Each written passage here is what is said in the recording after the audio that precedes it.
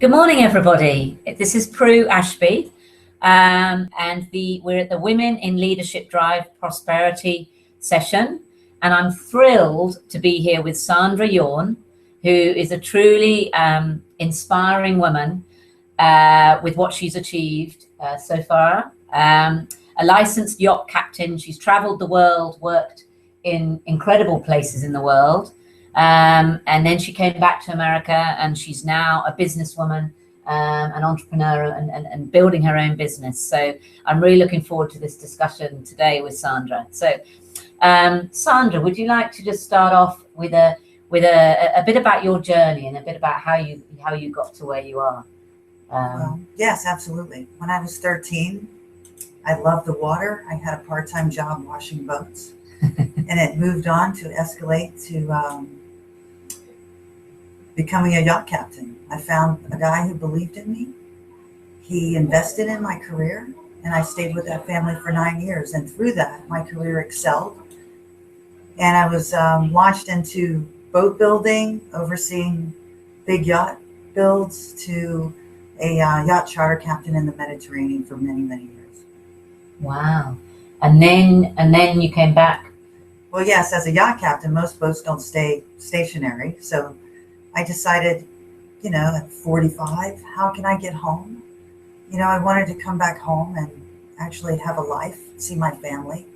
And so I used to sit in Saint-Tropez on anchor and see these nice little sexy boats come in and out and think, that could do well in Miami, because I'm from Miami, Florida. And I found an amazing woman named Claudia Potamkin, and we decided to create a venture together and start a small yacht company, and decided to go in the boat building business.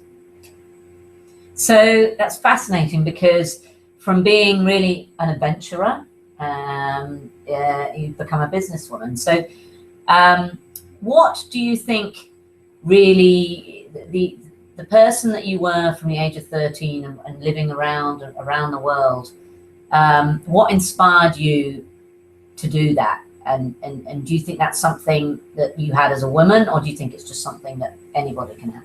Anyone can have. So I also believe that you have to be surrounded with people who inspire you and not keep you down. Right. And I don't know, I was always challenged. I'm a female. Oh my God, here comes a female driver. Everyone stand back. Mm-hmm. But I think as women, we're more patient, we're calmer, and slow and steady wins the race. And I just remember that, as because I run, and I just I've done a lot of races with my sister, and I just remember this probably 80-year-old guy passing us saying, slow and steady wins the race. And I believe that in a career as well. So as a female, I believe that we're better listeners, and we care. Not that men don't care about people, but there's an element where we can build a team where the team really cares about the team leader. And so that's what I did on a boat. Like, I was there in the galley with the chef washing the pots and pans. I wasn't on the bridge saying, bring my coffee, where's my lunch? I was down in the galley going, how can I support you? Because I knew if the team wasn't producing, then the captain, the leader, isn't producing. And so I always, because I care, and I care about the individual. And I would go downstairs, I would eat breakfast with them. We would always have meetings, and I just inspired them. I allowed the crew to drive the boat. When I saw their morale was going down, I took them for ice cream. Let's go for a walk. To take the time with someone and sit down and encourage them. And I would ask, what do you want to do in your life? What are your goals? So as a part of that, most of the people that worked for me through the years, they are captains. I remember one guy, we were in Corfu, Greece. And I said, dock the boat. And he goes, oh my God, it's so tight. And I said, you can do it. And I'm right here. And he did. And now he's a captain. He's based in Monaco. He runs a big boat, and and that was part of that training. So I believe in people. I think that's really interesting. And over the series of doing these sessions, that's come up, the benefits of women in a team and leading a team is things like the empathy and the collaboration and enhancing that and getting the best out of people. Do you think in terms of young people, so you got your interest at the age of 13, girls of that age or even younger, like what can we do, or if there is something we can do to inspire those young girls to be adventurous, do something a bit different, push themselves? Is it something that you just had in you? Was it nurtured around you and your family? And what do you think we can do now? I believe it's something that is in me. I believe that I always loved the ocean. So what could I do? And then also I surrounded myself with people who believed in me and who inspired me. So as a yacht captain, obviously I faced a lot of resistance. Right. And I'm not sure why. What makes it any different from a man or a woman? I believe a man's perspective brings a lot to the table, which I listen greatly. And engineers, I was in the engine room listening, learning. I was hungry. And that came from inside. And so also I would watch female leaders, like the Queen. So, she is. Yeah. So, it's like for me to see how it's about the people. And it's about the people. So to inspire a young kid, just whatever your passion is, whatever your calling is, it's there. Follow that. Surround yourself with like-minded people, because that truly drives you. So whatever your desire is and that passion, follow that dream and it will happen. But it does take footwork. It isn't like, oh my God, I'm going to sit here and someone's going to discover me. You have to go out. You have to reach out. So and you have to work hard. Absolutely. And moving on to you as an entrepreneur, did you find that was a whole new skill set, or was it something you needed to study up on, or was it something that, again, you just got advice from people and built it that way? I watched people around me. I worked for a lot of very wealthy people. I drove the boat. They were always on the bridge on the telephone, so I heard conversations. Yeah. I actually worked for the founder of First Republic Bank. And I just remember, he goes, I believe we should always, he goes, I love women as leaders. His partner is a female partner in his bank. And he's a very interesting man. He loves inspiring young women and men. And he seeks people out of college and he employs them and he builds them. And I just remember that was one quality I really loved about Jim Herbert. And so I think that in surrounding yourself with those people that believe in you is the answer, is key. Right. And then the entrepreneur, listening to that conversation, I just thought, oh my God, my sister founded a school. Her child has autism. She pulled her kid out of public school. She started a school. She said, Sandy, today, if people ask me how I developed my school, she goes, I can't tell them. All I can tell you is I put one foot in front of the other. And I did it. I just did it. So, and that's exactly what I'm doing. Of course, I have a business plan in place, but it's one day at a time, one step at a time. And do you see a huge value in mentors and coaches? And do you see that you are mentoring and coaching the next generation? Yes, but I really truly believe in mentoring, not for money, but for the right reason. Right. Coaches have their place in life, but I, as a person, would mentor someone for sure, and it would not cost them a dime. And that's how I think it should be. Pay it forward, because people did that for me, and that's what it's about. Yeah, exactly. And I mean, we've talked.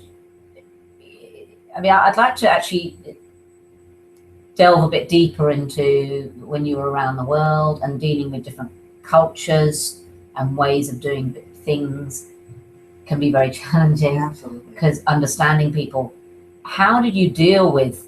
Yeah, you said you spent a lot of time in the Middle East, in surrounded by men in situations.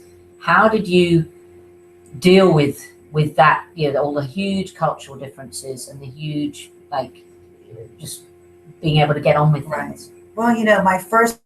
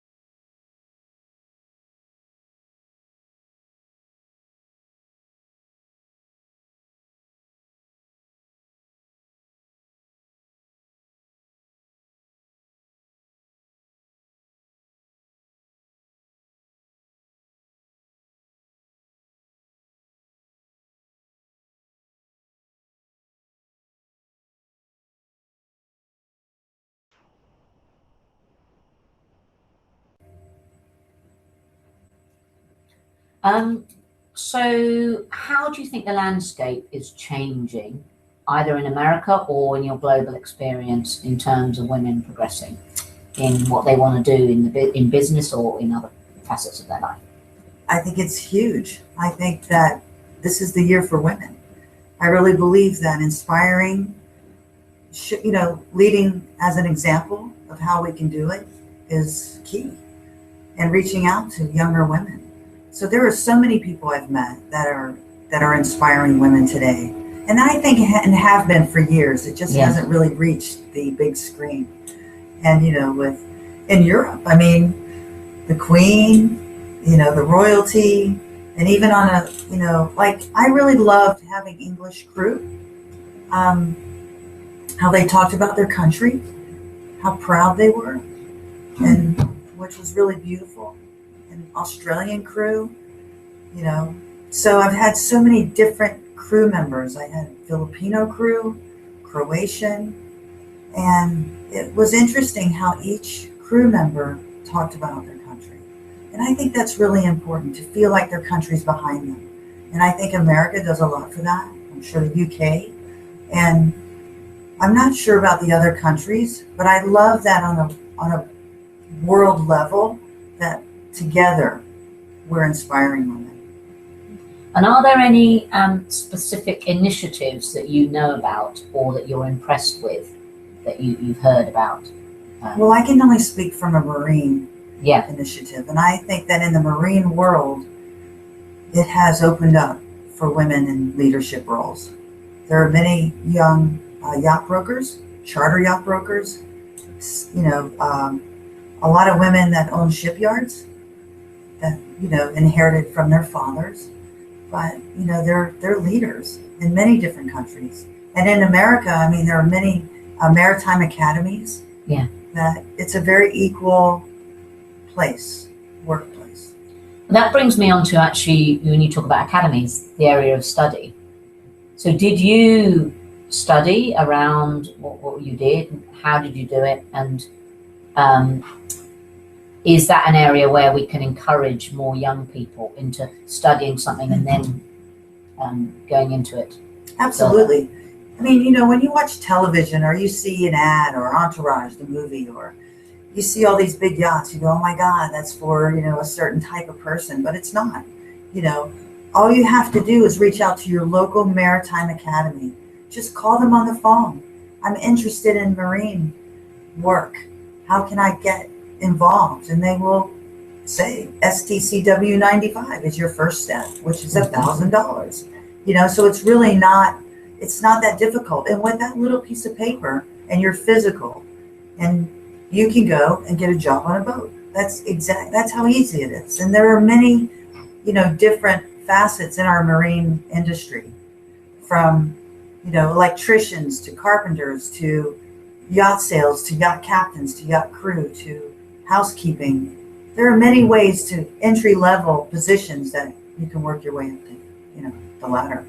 Yeah, and I think, I mean, I've done basic crew courses because I lived in Sydney, Australia for a while. And of course, sailing's big, Yes. And yachting's big there. And I did do the sort of theory course as well, and how to drive a boat. So I sort of feel like it's something that's, I would say to everybody, it's something that's really exciting to do. And it means you can push yourself and just try something different, really. Absolutely. That's what it is, encouraging. And it's not, you know, it's easy. It's not easy. Actually, it's not easy. It just takes footwork. It's not something you just sit down and expect to come to you. Yeah, exactly.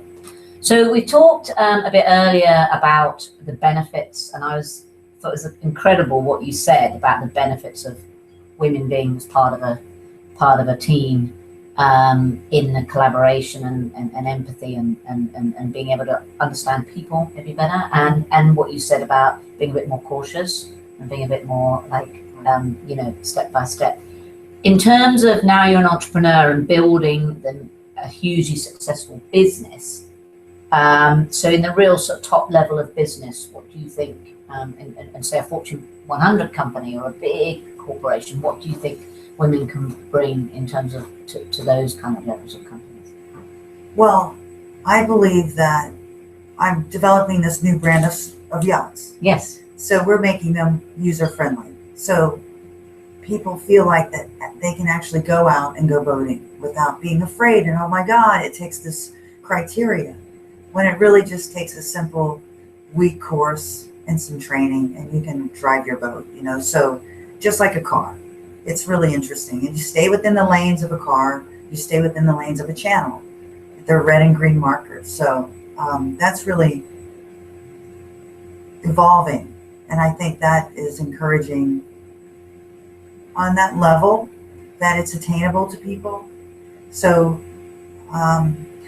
we are a member of this group called Access Circles. Right. It's for women, and it's entrepreneurs of companies.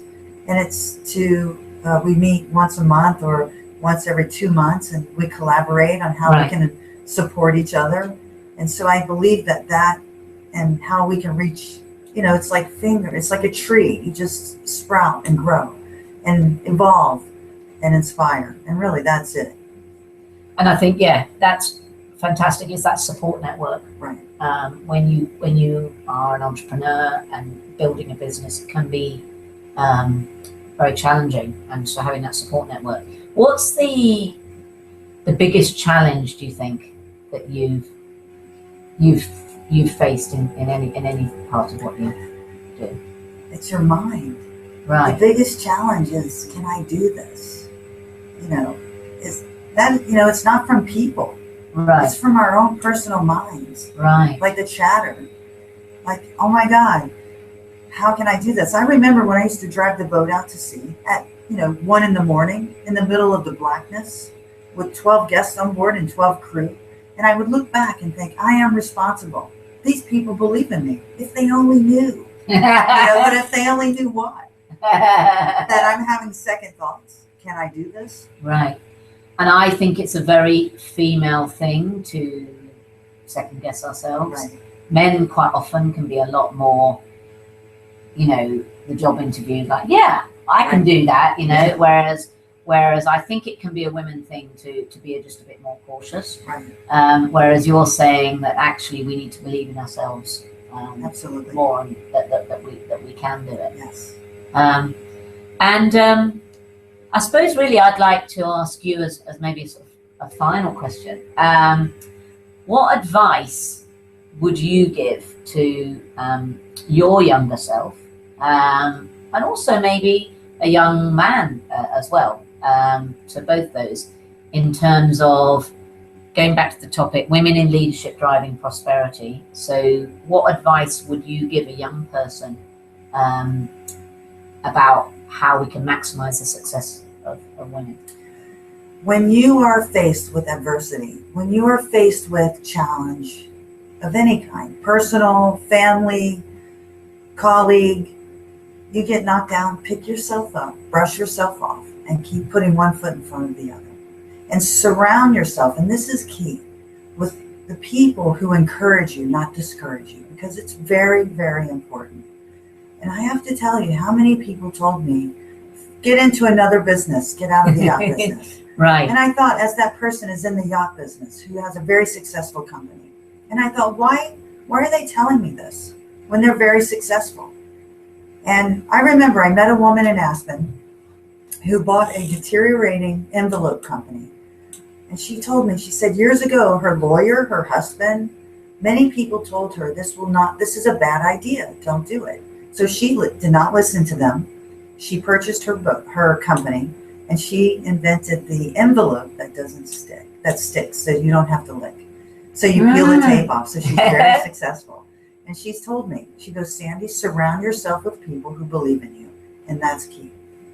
I think that's a really excellent statement to end on, really. So surround yourself with people that believe in you, and pursue with your dreams, and pursue with what you want to do, and make the most of being a woman, and use the skills that we have to maximize our success and those around us. Thank you. Thank you very much, Sandra. That was fantastic. Thank you.